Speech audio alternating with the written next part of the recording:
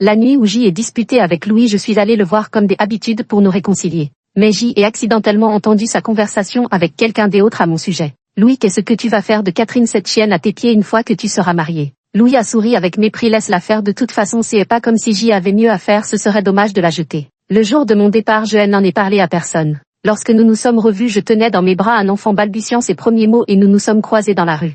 L'homme qui avait toujours fait preuve d'insouciance avait les yeux rougis et regardait avec émotion l'enfant dans mes bras. J et esquissé un sourire ironique. Ne te méprends pas, cet enfant n'est pas le tien. Le jour de mon retour au pays, Louis a annoncé ses fiançailles sur les réseaux sociaux. Je vais me marier. Il y a 3 ans, Louis, qui ne postait jamais sur les réseaux, s'est soudain mis à partager fréquemment sa vie. Durant ces 3 années, il a publié des innombrables photos. Parfois c'était une photo de lui en train d'embrasser sa nouvelle amoureuse. Parfois c'était des clichés intimes trop révélateurs. Cette fois-ci c'était une photo officielle de leurs mains entrelacées. En dessous, de nombreux amis communs avaient laissé des commentaires. Pour de vraies félicitations. En entendant cette nouvelle, Catherine n'a pas d'autre choix que de rentrer en urgence pour te supplier de ne pas te marier. À l'époque, elle était partie à l'étranger juste pour provoquer Louis, qui aurait cru que Louis ne viendrait même pas la chercher. Elle est tellement effrontée qu'elle pourrait bien s'incruster dans la chambre nuptiale pour servir les jeunes mariés pendant leur nuit de noces. Il paraît que des amis l'ont vu à l'aéroport. Louis, ce chien soumis va encore venir te cajoler. Il y a 3 ans, dès que Louis était de mauvaise humeur, je faisais tout mon possible pour le remonter. À chaque rupture, peu importe qui avait tort, c'était toujours moi qui faisais le premier pas.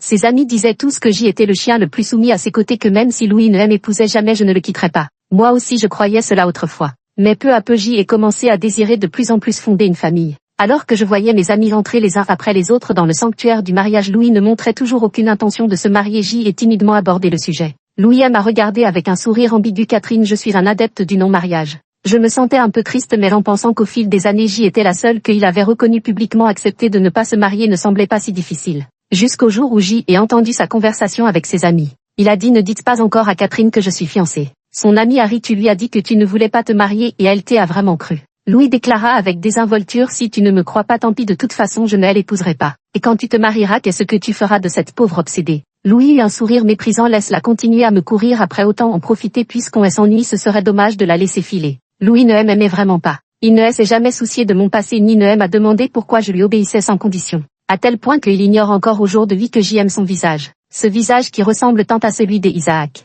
Mais il n'est finalement pas Isaac. À cet instant, toutes mes obsessions et mes regrets se sont dissipés comme une fumée. J'y ai jeté la bague de fiançailles que Louis m'avait offerte dans le lac artificiel et suis partie à l'étranger dans la nuit. Je suis restée absente pendant 3 ans. Durant ces 3 années, Louis n'a jamais tenté de me contacter ni de prendre de mes nouvelles. C'est pourquoi il ignore encore aujourd'hui que je me suis mariée et que J ai eu un enfant. De la nuit, le groupe Wecha, silencieux depuis longtemps, s'est soudain animé. Louis a posté une photo de mariage dans le groupe. Tout le monde félicitait Louis pour son mariage. Parmi cette pluie de félicitations, un message incongru est apparu. Catherine est de retour. Le groupe sembla comme frappé d'une pause. Après un bref silence, le groupe retrouva son animation, mais les conversations tournèrent autour de moi et de Louis. Catherine, elle n'a pas donné de nouvelles depuis 3 ans, non. À l'époque, quand elle était partie sur un coup de tête, je croyais qu'elle avait trop de fierté pour jamais revenir. Même si elle revenait, qu'est-ce que ça changerait? Est-ce que Louis allait laisser tomber Nathalie pour elle épouser? Je crains qu'elle n'aille semer le trouble au mariage. Après tout le monde a bien vu à quel point elle était folle de Louis ces dernières années. La discussion de groupe devenait de plus en plus animée et cela m'a rappelé bien des souvenirs.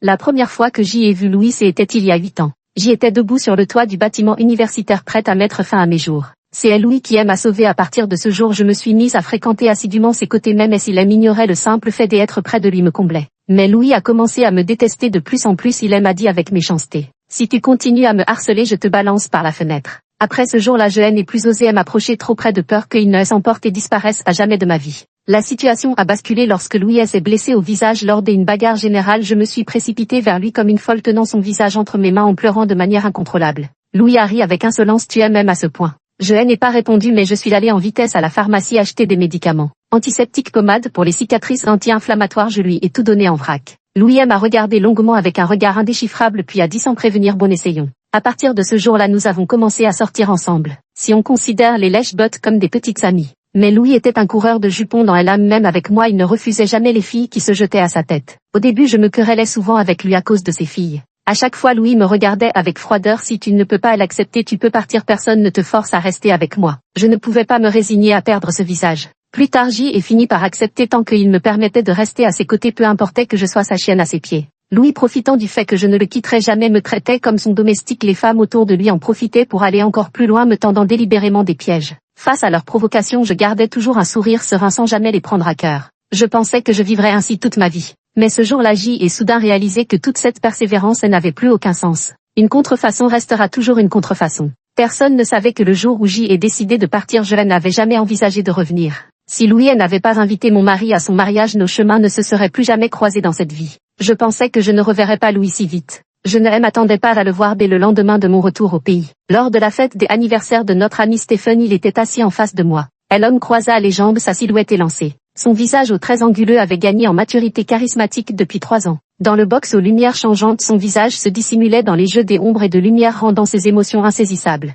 Quelqu'un m'appela. Je suivis le son de la voix et aperçus Oliver celui qui s'était le plus moqué de moi dans le groupe. Il ricana cette fois tu as vraiment dépassé les bornes 3 ans avant de penser à revenir pour cajoler Louis et maintenant qu'il va se marier comment comptes-tu t'y prendre? Sous son impulsion des autres enchaînèrent Oliver tu sous-estimes Catherine elle a plus d'un tour dans son sac si elle le veut il n'y a pas de Louis qu'elle ne puisse amadouer. Mais c'est la première fois qu'elle attend que Louis soit sur le point de se marier pour agir Catherine cette fois comment comptes-tu t'y prendre dis-nous tout on va te donner nos conseils. Stephen saisit les dés sur la table et les lança avec colère en avertissant. Ne venez pas semer le trouble à ma fête des anniversaires si vous continuez à dire des conneries foutez-moi le camp. Quelques-uns ricanèrent c'est juste une blague Catherine ne s'en formalise pas on a toujours joué comme ça avant pas vrai Catherine. Louis était entouré de gens qui ne demandaient que à me voir me ridiculiser surtout ceux qui venaient de parler. Il ne manque jamais une occasion de m'humilier comme avant comme maintenant. Je me tourne vers Stephen avec un sourire froid mais c'est au groupe que je m'adresse. Autrefois c'était autrefois mais maintenant nous sommes tous mariés ce genre de plaisanterie n'est plus approprié. Sans même réfléchir Oliver rétorque la fiancée de Louis elle n'est pas comme toi elle a l'esprit large une simple plaisanterie elle ne le prendra pas à cœur.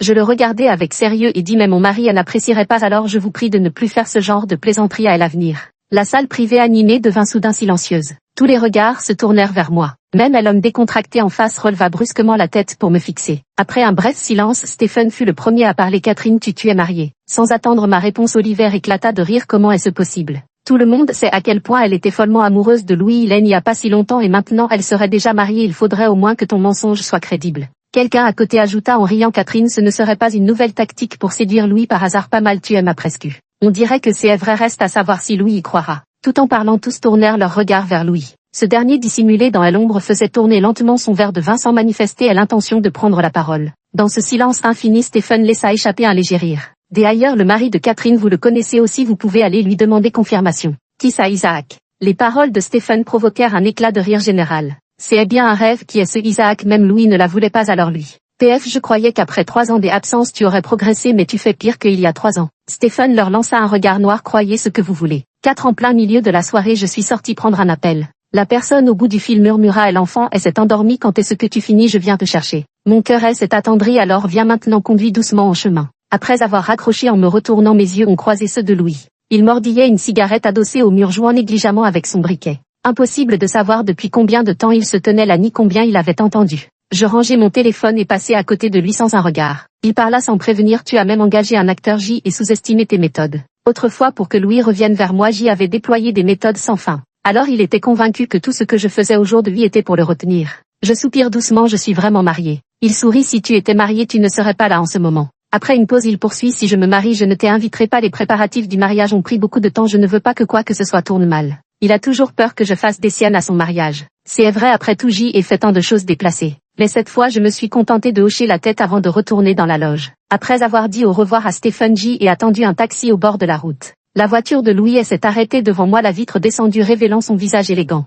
Je vous raccompagne je décline poliment mon mari va bientôt arriver. Louis éclate soudain de rire. Catherine tu peux tromper les autres si tu veux. À l'époque tu as tellement fait parler de toi pour rester à mes côtés qui voudraient encore t'épouser. Ou alors est-ce là le stratagème que tu as mis 3 ans à imaginer pour me retenir? Je contemplais ce visage si familier incapable désormais de me rappeler pourquoi il avait jadis captivé mon cœur. Il ne ressemblait pourtant en rien à Isaac. 3 ans plus tôt de tels mots m'auraient inévitablement poussé à me rebeller contre lui. Mais maintenant mon cœur est calme comme une eau stagnante. Si tu ne me crois pas je n'y peux rien. Alors qu'elle se tournait pour partir son poignet fut soudainement saisi. La voix impassible de Louis retentit. Catherine si tu veux poursuivre quelqu'un adopte l'attitude qui va avec. Pendant toutes ces années avec Louis à chaque dispute c'était toujours moi qui faisais le premier pas. Il a dû penser que cette fois ne serait pas différente. Mais Joël est simplement regardé le visage impassible c'est fini entre nous depuis longtemps. Son front se plissa profondément tu veux rompre avec moi. Est-ce que nous avons jamais été ensemble? Son visage s'assombrit empreint d'une froideur menaçante réfléchis bien si tu ne me calmes pas aujourd'hui c'est vraiment fini entre nous.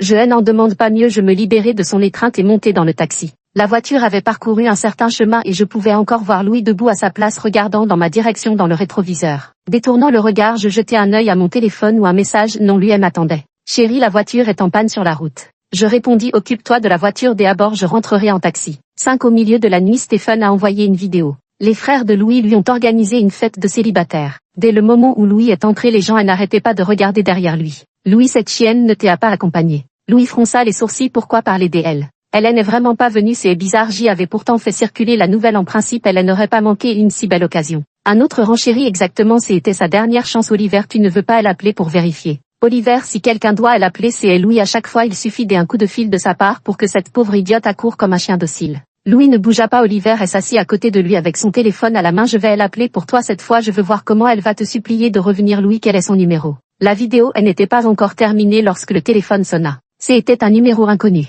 Le petit trésor dans mes bras se réveilla, grognon, agité par la sonnerie, je me précipitai pour le bercer mais accidentellement je touchai le bouton des appels. La voix d'Oliver résonne dans l'écouteur, Catherine, qu'est-ce que tu fais? Il parle très fort, on peut l'entendre distinctement même sans haut-parleur. Xiao Bao ouvre de grands yeux et nous nous regardons fixement comme deux hiboux. Je pince les lèvres, décroche le téléphone d'un ton un peu brusque. Tu t'occupes d'un enfant, tu as un problème. Le bruit confus à l'autre bout du fil disparaît instantanément, ne laissant entendre que le froissement des vêtements. Un enfant, pour qui tu gardes un enfant? Oliver prend un ton moqueur, ne me dis pas que c'est elle, l'enfant de Louis. Ce n'est pas le sien, à peine ces mots prononcés, Xiao Bao éclata en sanglots sans aucun signe avant-coureur. La voix à l'autre bout du fil s'éleva brusquement, quoi Catherine, tu es vraiment mariée? Oui, ça fait 3 ans maintenant, je vous enverrai des invitations quand nous organiserons la cérémonie. Presque au même moment, des bruits de pas précipités résonnèrent dans le téléphone. Immédiatement quelqu'un s'exclama, Louis, où vas-tu et nous, qu'est-ce qu'on va faire sans toi? Putain, cette pauvre folle, elle s'est vraiment mariée. Non seulement elle s'est mariée mais en plus elle a un enfant, vous avez bien entendu, ses pleurs tout à leur nom. Est-ce que ce ne serait pas elle, l'enfant de Louis? Comment est-ce possible? Cela fait tant d'années qu'elle est partie, elle porte l'enfant de Neuza ou quoi? Ce Louis, il ne serait pas allé la retrouver. Le téléphone venait à peine de raccrocher, que Louis appelait à son tour. Je viens tout juste de bercer le petit pour l'endormir et je quitte la pièce sur la pointe des pieds. À peine ai-je décroché le téléphone que la voix de Louis me parvient. Sa voix semble sortir comme sous la menace d'un couteau à la gorge, chaque mot tremblant, où es-tu? Après toutes ces années à connaître Louis, c'est la première fois que je le vois dans un tel état. Autrefois j'y espérais que ses émotions seraient influencées par moi, mais maintenant que ce moment est arrivé, je me sens étrangement calme. Je m'apprêtais à parler quand ma paume s'est soudain vidée. Le téléphone a atterri dans la large main de l'homme. J'y ai entendu la voix mélodieuse d'Isaac dire, ma femme a besoin de se reposer, si vous avez quelque chose à lui dire, revenez demain. Sur ce, elle raccrocha sans attendre la réponse de Louis. Il me tendit son téléphone, tu n'es pas obligé de répondre si tu ne veux pas. Je pris le téléphone, ça ne va pas perturber tes plans. Ma chérie, tu ne connais pas assez bien ton mari. Il jeta un coup d'œil vers la chambre des enfants, se pencha et me porta dans la chambre principale. Le petit s'est endormi, dépêchons-nous. La prochaine nouvelle arriva 2 jours plus tard. Stéphane dit, Louis était complètement ivre ce soir-là, il n'est même pas allé essayer son costume de mariée. Le lendemain, Nathalie est allée faire un scandale chez Louis. Devine quoi, Louis, elle n'a même pas ouvert sa porte, encore moins présenté des excuses. On ne sait pas ce que la famille de Louis a raconté, mais ils ont réussi à calmer Nathalie. Mais même s'il se marie docilement le jour du mariage, quand il te verra avec Isaac, il va péter les plombs. J'y ai dit, il ne le croira pas. Louis était convaincu que je jouais la comédie. Même s'il rencontrait vraiment Isaac, il penserait que c'est une simple coïncidence. Stephen ne pensait pas de même pas, si se regarde toutes ces années, il n'a eu personne d'autre que toi à ses côtés, il est probable qu'il ne sache même pas lui-même qu'il t'aime. Les faits ont prouvé que Stephen avait raison. Ce jour-là, je suis sortie avec Petit Trésor dans mes bras et par un si grand hasard, je l'ai croisé au bord de la rue. Il était en train de discuter avec quelques amis sur le trottoir comme s'ils attendaient un véhicule. Je marchais droit vers lui et nous nous sommes retrouvés face à face. À l'instant où nos regards se sont croisés, sa main tenant la cigarette a marqué une pause. LR se figea pendant quelques secondes avant qu'il ne revienne lentement à lui, ses pupilles se rétrécissant légèrement tandis qu'il m'observait en silence. Je lui fis un signe de tête, il ne réagit pas. Oliver m'aperçut et m'appela à travers la foule. Catherine, comment as-tu su que nous étions ici? Je souris, c'est un hasard ou allez-vous comme ça? Oh, nous accompagnons Louis pour préparer la salle de mariage. Tiens, qu'est-ce que tu tiens dans tes bras? Oliver, en voyant ce que je portais, changea plusieurs fois de couleur et regarda instinctivement Louis. Ce dernier cependant ne me quittait pas des yeux. Oliver ricana et tira Louis par le bras tout en s'adressant à moi. Alors occupe-toi, on y va. Il tira à nouveau mais Louis ne bougea pas d'un pouce. Oliver lui chuchota, Louis, la voiture est là. Louis non seulement ne bougea pas mais repoussa même la main d'Oliver. Louis et l'atmosphère autour de Louis était lourde des gages. Les quelques amis à côté commencèrent enfin à sentir que quelque chose n'allait pas après s'être regardé l'un d'eux dit. Louis, on y va dès à bord. À ces mots, plusieurs personnes entraînèrent Oliver dans la voiture. Après avoir porté le petit Bao trop longtemps, je changeai de bras avec l'intention d'aller me reposer un peu devant. Alors que j'y allais lui faire mes adieux, Louis prit soudain la parole. Pourquoi, demandai-je perplexe, quoi? Son regard se posa sur Xiao Bao, ses lèvres minces esquissèrent un mouvement mais aucun mot n'en sortit. Xiao Bao le dévisagea avec de grands yeux pleins de curiosité. Je tournai Xiao Bao vers moi. Ne te méprends pas, cet enfant n'est pas le tien. Mon bras fut soudainement saisi. Je me débats un peu mais il reste immobile. Je fronce les sourcils. Tu veux autre chose? Tu veux vraiment un enfant à ce point? Je reste stupéfaite, me souvenant soudain de quelque chose. Autrefois quand j'y étais avec Louis, j'y avais évoqué mon désir d'avoir un enfant. Que M avait répondu Louis à l'époque. Il m'avait regardé avec désinvolture. Catherine, ne fantasme pas sur ce qui ne t'appartient pas. N'importe quelle femme pourrait me donner un enfant sauf toi. Je n'ai plus jamais abordé le sujet après cela. Au jour de lui, c'est lui qui en parle le premier, ce qui me prend complètement au dépourvu. La pression de son bras se resserre imperceptiblement tandis que la voix rauque de Louis résonne. N'est-ce pas un enfant que tu désires? Rends-lui ça et je t'en ferai un. À peine ces mots prononcés, une autre voix grave et cristalline s'éleva. Il y a longtemps, Louis. Louis se retourna, un pli entre les sourcils. Eric, comment ça se fait que ce soit toi? Isaac prit le petit dans mes bras. Le petit trésor lui enlaça le cou en criant joyeusement papa papa. Sous son regard perplexe, je pris le bras d'Isaac. Je te présente mon mari Isaac. Après un long moment, il murmura d'une voix tremblante, vous, comment avez-vous pu? J'y ai esquissé un sourire ironique et rétorqué, disons que tu y as largement contribué. Qu'est-ce que tu veux dire, Louis? Tu te souviens de l'histoire d'Éric et de sa nièce quand tu avais 18 ans? Eh bien, cette nièce, c'était moi. En un instant, le visage de Louis devint livide. C'est au lycée, mes parents ont divorcé et j'y ai été confiée à ma mère. Maman a un petit ami et ne rentre plus à la maison régulièrement. À cette époque, Isaac s'appelait encore Eric avant d'être ramené dans la famille Isaac. Il savait que j'y avais peur du noir, alors il venait me tenir compagnie tous les jours. Pendant un certain temps, quand il venait chez moi, il avait toujours des blessures plus ou moins graves sur le corps. Mais il a toujours refusé de me dire comment il s'était blessé. Les nuits où nous étions seuls, il m'aidait à résoudre des problèmes scolaires et je pensais à ses blessures. Il aimait s'allonger sur mon petit lit rose, les mains sous la tête, contemplant le plafond constellé d'étoiles. Catherine, quand nous aurons fini à l'université, marions-nous. Nous aurons 2 enfants, un garçon et une fille. Je vais aménager une chambre de princesse pour notre fille et la choyer comme une petite princesse. À l'époque jeune et naïve, ces mots me firent rougir intensément. Le visage encore écarlate, je demandai et le garçon alors. Eric répondit sans réfléchir, un lit suffira. Je pouffai de rire, l'accusant de partialité. Mais il dit très sérieusement, notre fils doit m'aider à protéger toi et notre fille. À ce moment-là, je sentis distinctement les battements de mon cœur s'accélérer avec force. Une fois que la graine est semée, elle prend facilement racine et germe. J'y ai commencé à espérer grandir, à espérer le bac et l'université, le mariage. Je n'ai jamais douté de notre fin. Cependant, le jour même où le baccalauréat s'est terminé, un groupe de personnes est venu chez Eric. Ils ont dit que le père d'Eric était le 5e fils de la famille la plus riche de Jiangsheng. Dans sa jeunesse, sa famille n'avait pas approuvé son mariage avec la mère d'Eric. Son père a alors rompu tout lien avec sa famille sans hésiter à changer de nom et est venu vivre dans le district. À cette époque, le grand-père Isaac était gravement malade et alité, son plus grand souhait était de voir le père d'Eric.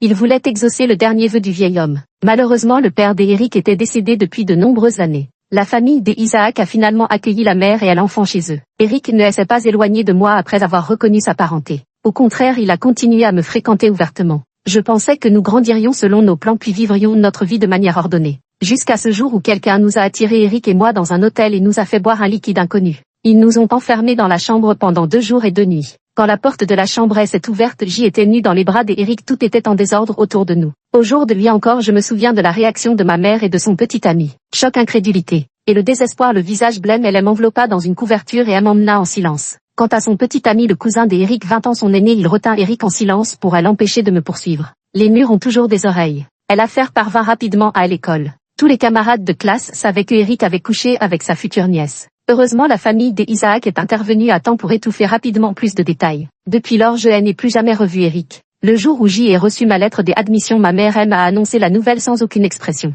Eric est parti à l'étranger, il n'y a aucun espoir entre vous. Je refusais de le croire et j'y étais bien décidée à le retrouver. Ma mère furieuse me gifla. Je vais me marier, comment avez-vous pu faire une chose pareille? Tu as ruiné toute ma vie, ruinée, pourrais-tu enfin te comporter en adulte? Je restais figée sur place, tremblant de désespoir. Elle sembla réaliser qu'elle s'était emportée, prit quelques respirations profondes et adoucit sa voix. Sois raisonnable, oublie-le, il n'y a aucun avenir possible entre vous. Je ne pouvais pas l'accepter, je lui ai crié de toutes mes forces. Pourquoi est-ce impossible? Tu as rompu? Non, puisque vous avez rompu, pourquoi je ne pourrais pas être avec Eric? Elle resta immobile comme frappée par un sort, figée sur place. Après un très long moment, elle sembla soudain se dégonfler et me regarda d'un air abattu. Dans ce regard échangé, quelque chose sembla s'effondrer entre nous. Désemparée, je voulus parler mais les mots me manquèrent. Ce fut elle qui rompit le silence. Si tu l'aimes vraiment, alors cours après lui pourvu que tu puisses le rattraper, je vous donnerai ma bénédiction. Mais je ne pus l'atteindre, la famille d'Isaac avait scellé toute information le concernant hermétique comme une forteresse. Quoi que je fasse, je n'arrivais pas à obtenir la moindre information concernant Eric. À l'université, j'y ai rencontré Louis. Dès la première rencontre, je suis tombée follement amoureuse de ce visage.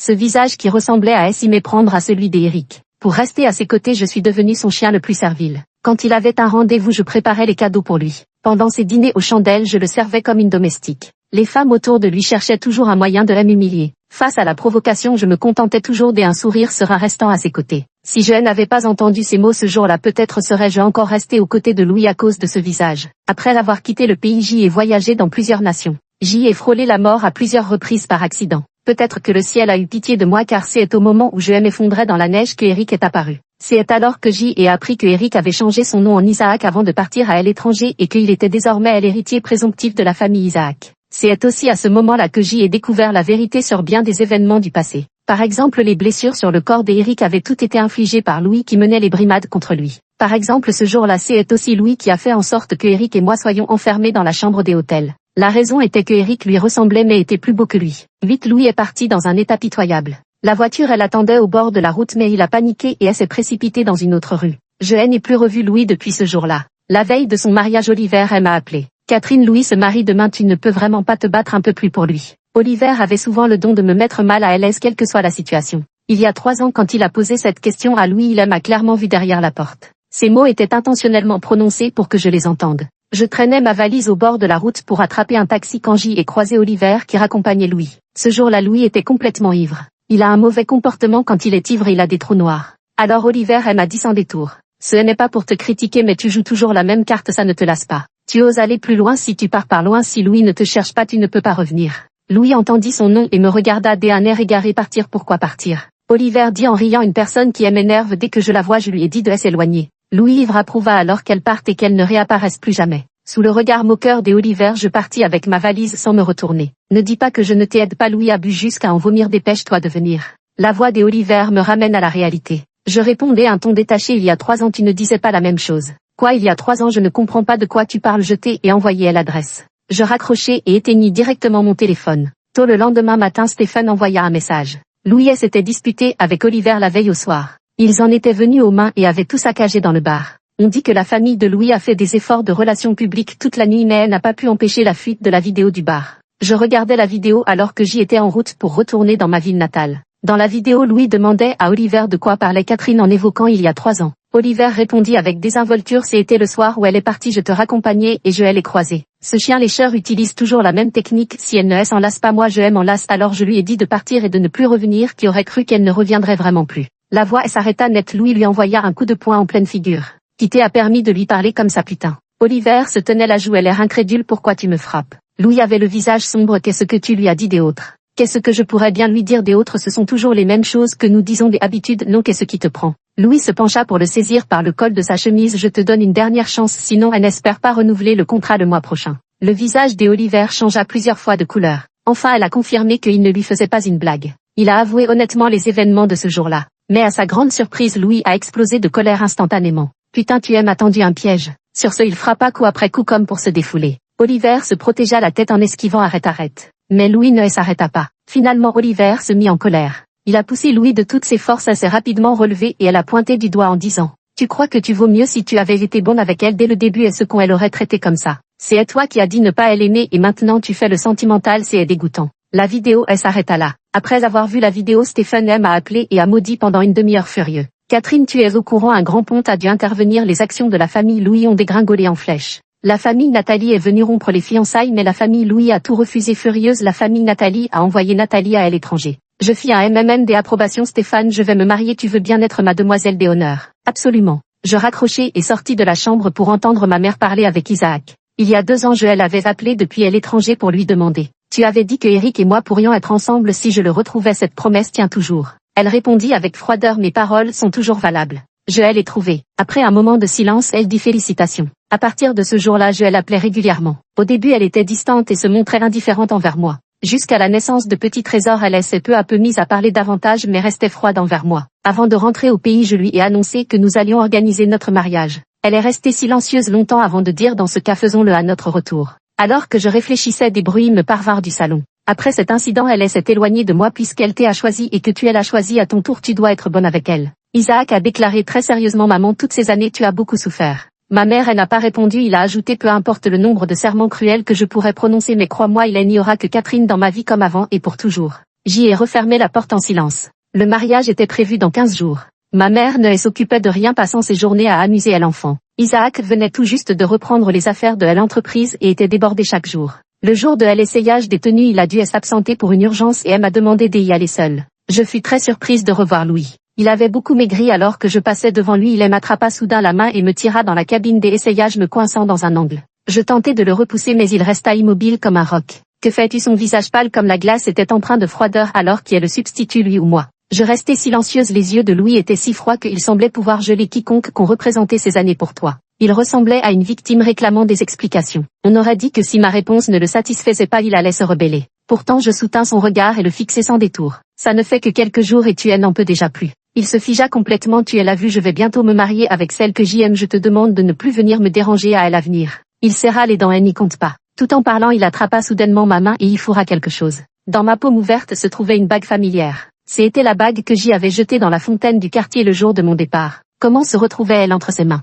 Avant que je ne puisse parler, il déclara: la famille Oliver a fait faillite. Oliver ne se montrera plus jamais devant toi. Si ce n'était pas à cause de lui, nous n'aurions pas perdu ces 3 années. Heureusement, il est encore temps. À ces mots, je desserre ma main et la bague glisse de mes doigts roulant à travers les interstices pour disparaître sans laisser de traces. Je lève les yeux pour croiser son regard. Les déchets jetés, je ne les récupère pas. Sur ce, je le repousse et m'apprête à sortir de la cabine des essayages. La seconde suivante, il m'a tiré vers lui à nouveau. Au même moment, la voix d'Isaac a retenti à l'extérieur. J'y allais parler mais Louis m'a devancé en me couvrant la bouche. Sa poigne était forte, immobilisant facilement mes 2 mains au-dessus de ma tête. La posture était extrêmement équivoque. Louis se rapprocha avec une malice perverse et murmura: devine ce qu'il ferait s'il te voyait ici avec moi. Je le fusillai du regard. Il plissa les yeux. Dis-lui que tu ne l'épouseras pas. Je secouai violemment la tête. Louis sourit, un sourire empreint de mauvaise intention. Dans ce cas, il ne me reste plus qu'à le faire renoncer lui-même. Il a tiré sur la fermeture éclair de ma robe.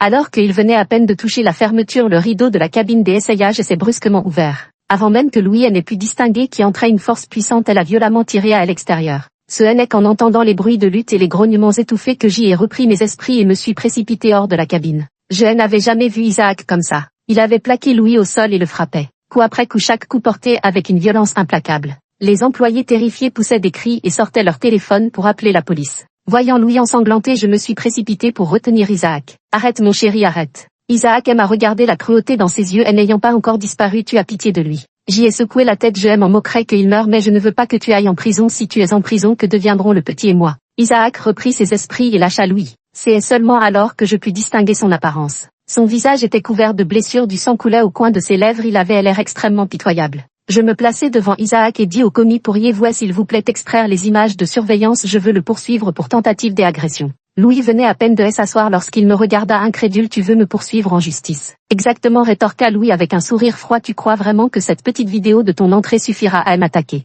Je sortis mon téléphone et activai l'enregistrement. Au moment où la voix de Louis s'échappa de l'appareil, son expression changea brusquement. J'y ai éteint l'enregistrement avec ça. Est-ce que c'est suffisant? En un instant, son visage est devenu livide. Après que Louis a été emmené par la police, le vendeur nous a conduits dans la salle VIP. La robe de mariée semblait avoir été taillée sur mesure pour moi. Face à ma perplexité, la vendeuse m'expliqua: Monsieur Isaac a contacté notre designer il y a 6 mois pour faire réaliser cette robe. J'y étais à la fois touché et le cœur serré. Il y a 6 mois, c'était la période où les conflits internes de la famille Isaac étaient les plus intenses. En fait, il avait déjà décidé à ce moment-là de revenir pour organiser le mariage. Je lui ai demandé si ma mère n'accepte pas notre mariage, cette robe de mariée ne sera-t-elle pas commandée pour rien? Il a ri et dit: tu n'as vraiment aucune confiance en ton futur mari. Je lui faisais naturellement confiance. Pourtant, il ne m'a jamais parlé de sa vie solitaire à l'étranger. Vu ce qui s'était passé entre son cousin et ma mère et compte tenu de son statut, je suppose qu'il a dû traverser des moments difficiles chez les Isaac. En y pensant, je lui ai dit: Isaac, nous sommes mari et femme, je peux partager certaines choses avec toi.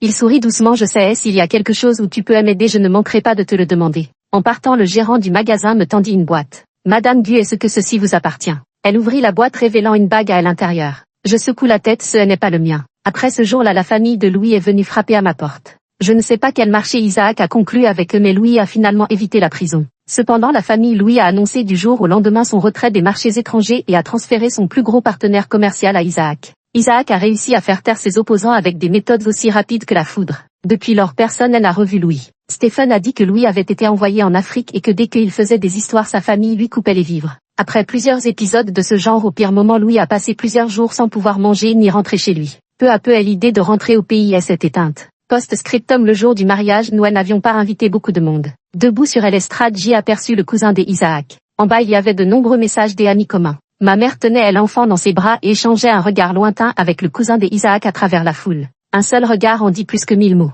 Durant toute la cérémonie de mariage, ils n'ont échangé que quelques mots de félicitations sans plus. Isaac a dit que son cousin n'avait plus jamais cherché de compagne par la suite. Il a consacré tous ses efforts à tracer un chemin pour Isaac dans la famille d'Isaac. Sans son cousin, il n'aurait pas pu prendre le contrôle des principales artères économiques de la famille Isaac en si peu de temps. Après le mariage, Isaac a prétexté avoir des affaires à discuter avec lui et elle l'a invité chez lui. Lorsqu'il est arrivé, nous étions déjà en route pour l'aéroport, nous trois en famille. Il n'y a que ma mère à la maison. J'y ai demandé à Isaac, dis-moi entre l'effort et le regret lequel est le plus douloureux. Il a répondu, si on fait des efforts on réussira et si on SM on sera ensemble sont les deux plus grands mensonges, mais ce sont aussi ces deux mensonges qui nous ont permis d'avancer qu'un cas jusqu'à aujourd'hui. Alors dis-moi comment choisirait-il? Peu importe leur choix, respectons-le. Fin.